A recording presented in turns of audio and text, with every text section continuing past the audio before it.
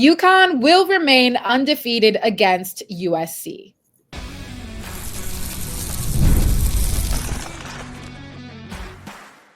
You are Locked On Women's Basketball, your daily podcast on women's basketball. Part of the Locked On Podcast Network, your team every day.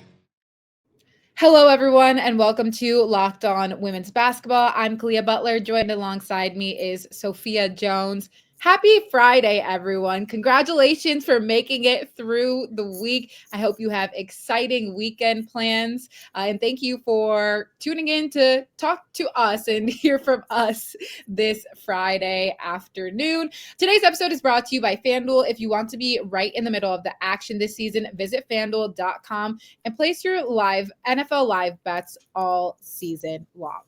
So what we're going to get into today, we're going to talk essentially all NCAA matchups because this is a very exciting weekend of games. I know everybody has been waiting to see these real deal games. We've had some good teasers to warm us up this season, but now we're getting into the action. Oklahoma's going up against Oklahoma State, another in-state rivalry, as well as Texas going up against Baylor. Who's going to take over the grand state of Texas? But first, we are going to jump into UConn, who is currently ranked number 1 against number 16 USC. They are going to be playing this game in LA on Saturday.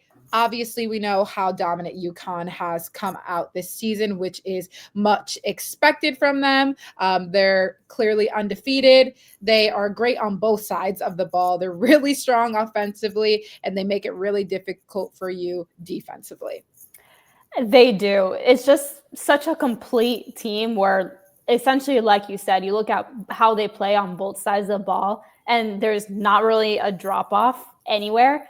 And offensively, just against USC, you can see where USC is going to have their hands full. And when you have the players and level of talent that they do between Sarah Strong, AZ Fudd, those are some real big ones. I think we might even be able to expect a solid game from Kaylee Heckel, who transferred from USC last season. So I'm sure those are always special games for someone when you're playing back in front of your old school, especially since the game will be in LA.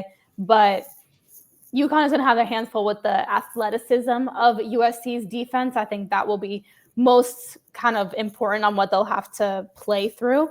And defensively, it's going to be mainly about Jazzy Davidson on the USC side and how you can slow down and force USC to play a half-court game. You're exactly right. Jazzy Davidson coming off a 20-plus point performance. They had a significant win over number 21 Washington. She had 22 points in that game and 12 rebounds, which was a little bit of a breakout game for her. She had started off the season really strong, kind of dwindled in numbers a little bit, but bounced right back up. She is the leading scorer for USC, averaging 16 points per game, 7 rebounds, 4 assists. She's having a very strong start, and what you said with USC, they have a very strong perimeter defense. They're quick, very athletic, and long guards, as you mentioned, too. But obviously, when you look at some of the key players for the UConn side, AZ Fudd being one of them, who you're really going to need to guard her on the perimeter. And I'm going to give a shout out to somebody who had commented this, that I didn't mention her 3-point percentages before. I'm going to mention it today. She is shooting 50.9% from 3-point range. She is kind of getting close to that 50-50-100 threat already to start the season, which we've obviously seen few players be able to do from college to the WNBA level, averaging 18 points per game for this team, 3 rebounds, 3 assists. And obviously you have to throw in a Sarah Strong. We love that inside-outside game for UConn. 17 points per game, 8 rebounds, and 5 assists. We've talked about how well she also facilitates the ball. UConn, we've talked about other teams that have just such balanced scoring attacks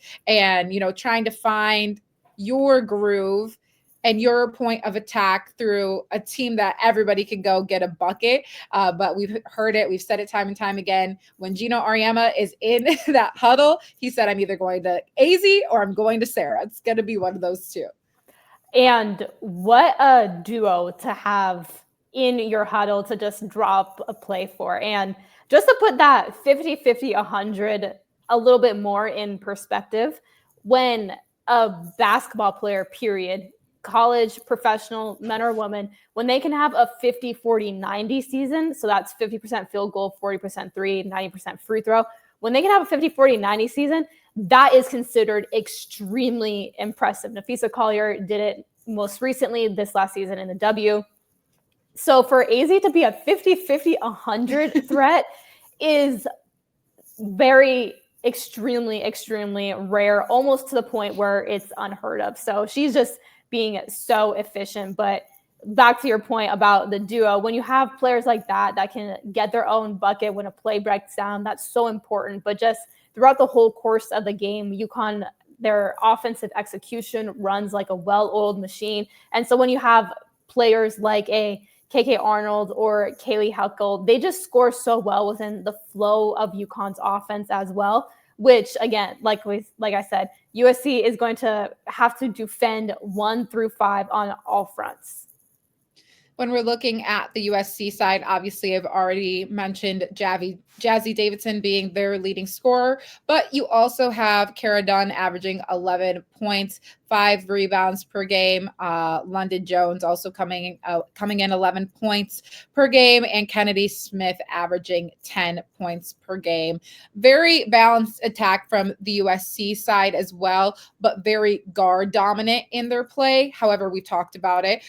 They're athletic, they're long guards, and I believe the key for them today going up against a UConn defense is definitely just going to be trying to attack that paint as much as possible. They're very good at drawing fouls. I think that's one of the best things that some of their guards do.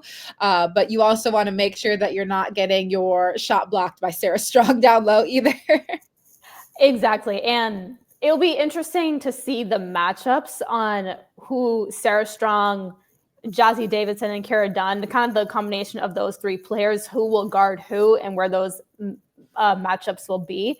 But I think especially, like you mentioned, with USC's athleticism, they have a lot of players that can bring up the ball and initiate offense, which I believe is really important because it just keeps the defense on their toes, forces them to be a little bit more reactive as opposed to just expecting and making you react to them and what they're going to do. And depending on who guards Jazzy Davidson specifically, I would love to see her take a lot of that point forward play today. I mean, she's a guard forward, but plays on the perimeter. So I think of her more so as a guard. And I think that if she can get the offense going and, like I said, just start initiating it, that would be a really useful tool for USC. But in order to do that as well and push pace, you got to get stops, which you got to rely on that athleticism that they have to just stay in front of UConn.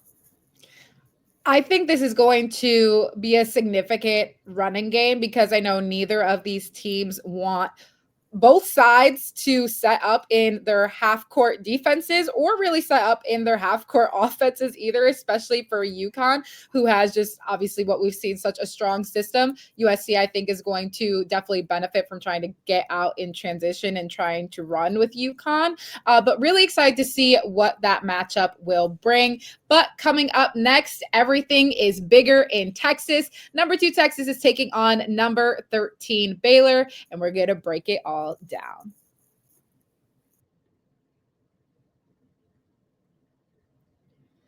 Guys, it's 2025, almost 2026, crazy. And those days of waiting for something to become a full-blown emergency before you see a doctor, well, they're over. No more walking it off for 6 months. No more pretending that weird shoulder stiffness is just sleeping wrong.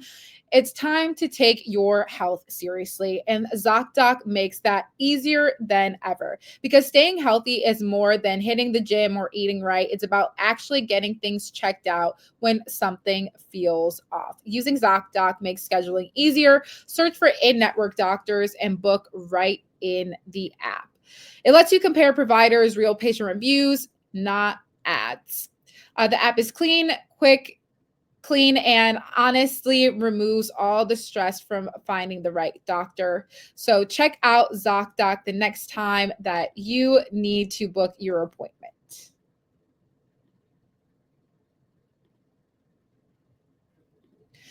Okay, our next game ahead of us, also on Saturday, but is going to be at the Moody Center. So Texas is going to be the home team. Texas going up against Baylor, which is going to be another very exciting matchup. And I really love to see these in-state rivalry games that are exciting to watch. So some key players to look out for, obviously, we'll start on the Texas side. Madison Booker, who we also talked about being a potential player of the year nominee, averaging 17 points, 7 rebounds a game. Obviously, the team leader, very multifaceted star, primary scorer, their primary rebounder. A lot of things flow through Madison Booker being very efficient and being very good at basketball. But you also have a Jordan Lee and Aaliyah Crump. You basically have an entire team of players that, as we mentioned, can go out and get a bucket, with a Rory Harmon that has been really strong at facilitating all of that for the team. Yeah, my best way to characterize Texas's offense is that there's no wasted movement. It's very intentional.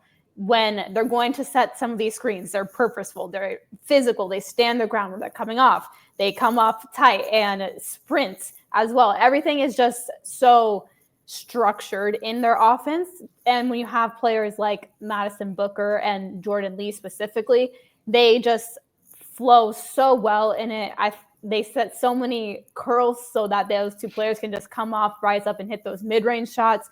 Jordan Lee, a little bit more of a three-point threat as well. But again, players that they can go get the team a bucket if there is some kind of breakdown. But Texas's offense flows so well that sometimes you don't even need to let it get to that point. They just draw something up, run it, and they get their buckets.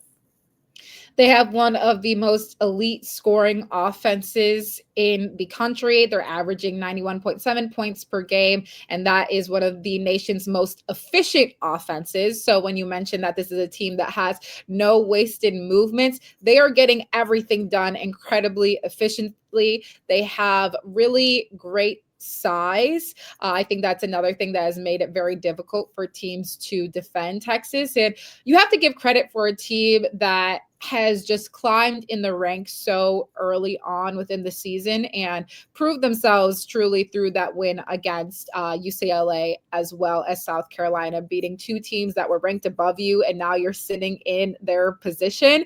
They have a lot of depth, but they also have a lot of leadership. There's a lot of veterans on this team. It's going to be a home game for them. I think they can really have some strong at-home presence when it comes to that, and a little bit of a home court advantage. But when you're thinking about Baylor, some of their strengths specifically in scoring, with Talia Scott, who can really take over a game at any point. She scores in bunches for herself. I would say, in my personal opinion, Baylor may be lacking a little bit of depth, where you have Dariana Little Page Buggs, who's averaging 10 points per game. Talia Scott currently averaging 23 points per game and leading this Baylor team. But they kind of have two main offensive options, and that main offensive option being Talia Scott. Yeah, and when you say main offensive option, she is the main and pretty much makes up the majority of the offense with those roughly 24 points per game. And she is a guard. So when you think about who she's going to be matched up against, I would anticipate she'll be having to bring up the ball and go up against Rory Harmon, who is one of the toughest backcourt defenders in the country. And Talia Scott, she's going to be high volume. She's going to get hers. It's going to be a matter of how efficient she is able to be. And like you mentioned, just that depth of Baylor, if they'll be able to help her out, because like I said, Rory Harmon is not an easy matchup to have to bring the ball up against every single possession. What is something in your opinion that this Baylor team is going to really hone in on to just kind of minimize the attack of Texas, which we said is just so efficient? I would say for them, their best bet would be to try to speed up the game because Texas's half court offense is just so precise.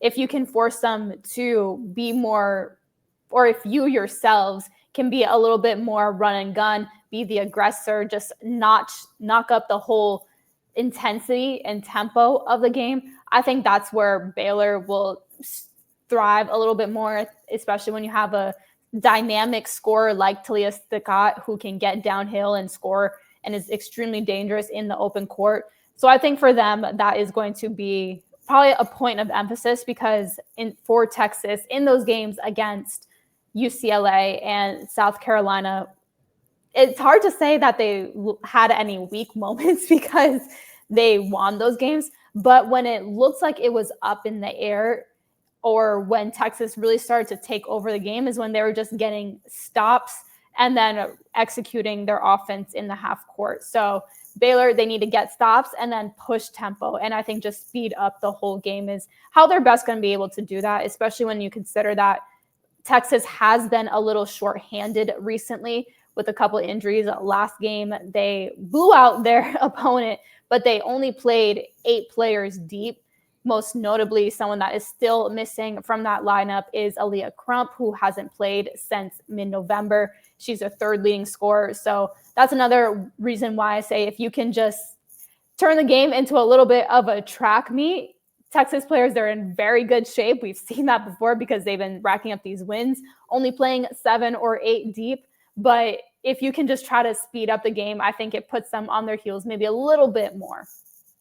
And as you mentioned, Texas doing very well despite the injuries that they had on the team. But when you do take out an Aaliyah Crump, who's averaging 13 points a game she had played for Texas, it's taking out another consistent scoring option for you. And then obviously when you think about the depth for the team as well, playing 8 players deep, once you get into that conference play, which we've talked about, even just going up against, this Baylor team right now, it is going to get tiring after a while. But a little bit of a change from the exact game itself. But we've talked about Tech, one of the biggest threats to UConn at this time, obviously sitting at number 1, at number 2. What do you think, if possible, Texas could do to surpass?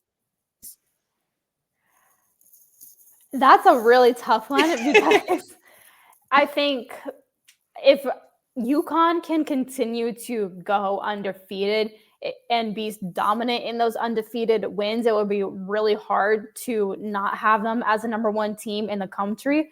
But Texas is, if they pick up another win and UConn, let's say they pick up a win also, but it isn't as dominant as potentially Texas win is, that could look a lot better in the Longhorns' favor just in terms of resume and strength of schedule and quality of wins. I mean, we've seen that some of these teams that Texas has beat early in the season, Richmond, who was ranked but then fell out. We talked about UCLA, South Carolina, and now Baylor, who is the number 13 team in the country, who has also some very solid quality wins against ranked opponents as well. This could really put pressure on media voters that do the AP poll because it would be hard to look. Maybe if you're looking at a total team, you could say, hey, I think UConn is still the better team. But if you're looking at resume, it will be hard not to say that Texas might have a bit of a better one. I know that was a little bit of a trick question, and I threw that in there, but you answered and responded very well. I agree with your points fully. But coming up next, we have another in-state rivalry to talk about between number 9 Oklahoma and number 23 Oklahoma State.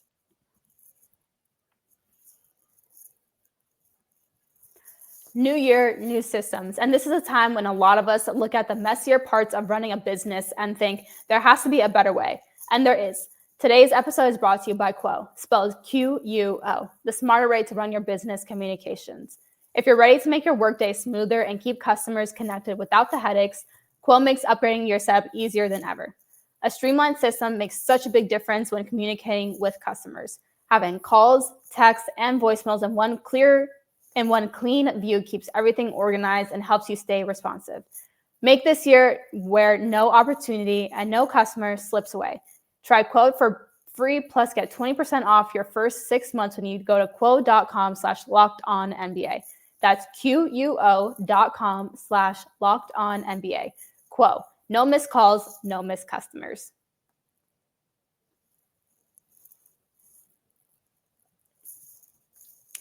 NFL Sundays move fast. One big play and suddenly everything feels different. That's what makes live betting with FanDuel so exciting. You're not just watching the game, you're reacting to it in real time. With FanDuel, you can place bets as the action unfolds. Every drive, every momentum swing, every highlight moment. Live betting is best when the game starts to shift, a receiver gets hot, a defense tightens up, or the momentum flips after a turnover. FanDuel lets you jump into the moment.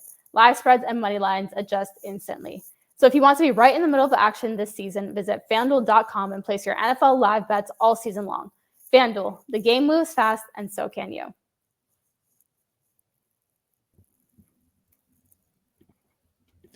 All right, our last in-state matchup to talk about, Oklahoma State. Oklahoma State is going to be the home team at Gallagher-Iba Arena. This is going to be a matchup that's coming up on Sunday. The first 2 games are on Saturday. This game is on Sunday. Oklahoma, we talked about yesterday in our podcast, who is on a run of their own right now. They're currently on a 9-game winning streak, going to be looking for their 10th straight win of this season right now. And this is going to be a little bit more of a difficult matchup than this last game they just played. But Oklahoma looking very strong, especially when we've talked about Aaliyah Chavez, who's averaging 19 points right now, 3 rebounds per game, 4 assists. She's their leading scorer, their leading facilitator, and just a freshman star who has really blossomed, especially in these last couple of games, really showing her strength. Definitely. I mean, she is, like you mentioned, just such an explosive and dynamic scorer on offense. She can score at all 3 levels in a variety of ways. So whether that's finishing around the rim creatively, good in the mid-range, especially with that pull-up, threes, she can stop on the dime and pull up, catch and shoot. So she presents just so many different scoring threats in herself.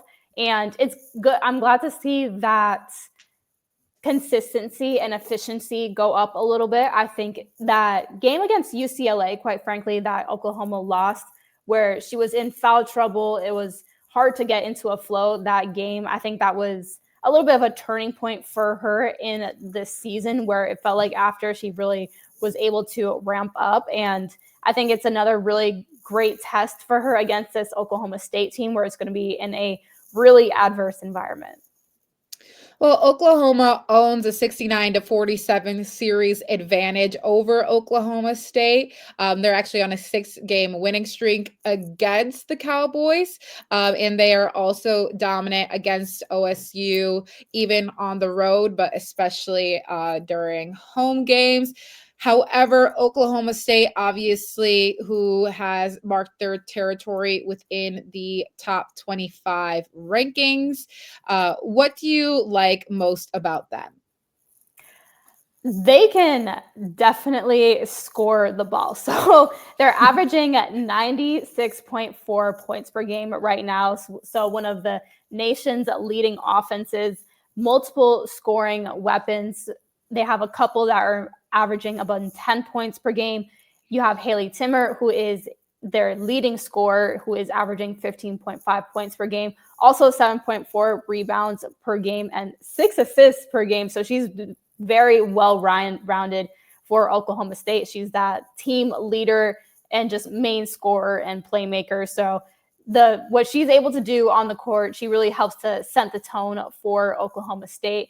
And I think especially when you're in a home environment against a rival, those are the types of players that you're going to look towards to really get everyone energized and on the same page.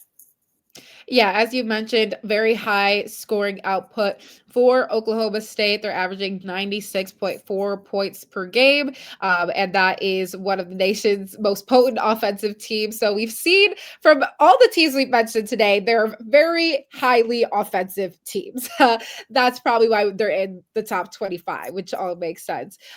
They have a pretty balanced scoring attack too, which you mentioned. They have about 4 primary scorers who are all averaging about double figures. They have a big ability to run. They can have explosive offensive stretches, which is probably going to be necessary for them against this Oklahoma team, who also has not only that outside presence that we talked about with Chavez, but also the interior presence of Reagan Beers, who has been a really significant anchor for them as well, and a big for the team, who's a great rim runner, finishes at the rim, but also really helpful with some defensive presence too.